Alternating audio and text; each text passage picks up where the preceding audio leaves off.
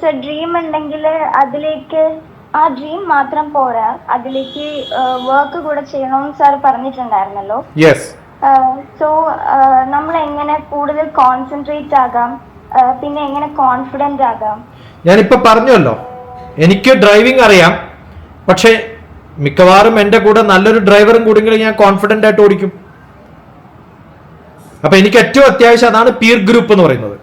എനിക്ക് നല്ല ഗ്രൂപ്പ് ഉണ്ടെങ്കിൽ മാത്രമേ എൻ്റെ കോൺഫിഡൻസ് ബിൽഡ് ചെയ്യാൻ പറ്റുള്ളൂ.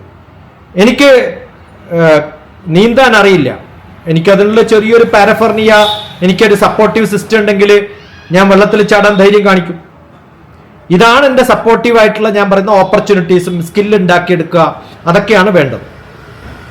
ഒന്ന്, നല്ല ഓപ്പർച്യൂണിറ്റി വേണം, അതിനുള്ള എൻവറോൺമെന്റ് ഉണ്ടാക്കിയെടുക്കണം. എൻ്റെ സ്കില്ല് പതുക്കെ പതുക്കെ ഞാൻ ഇമ്പ്രൂവ് ചെയ്തുകൊണ്ട് വരണം. അപ്പോഴാണ് ധൈര്യം ഉണ്ടാവുക. വെറുതെ ധൈര്യം ഉണ്ടെന്ന് പറഞ്ഞിട്ട് കാര്യമില്ല. വല്ല ധൈര്യമുണ്ട് പക്ഷെ നീന്തറിയില്ല, വെള്ളത്തിൽ ചാടി എന്ത് ചെയ്യും?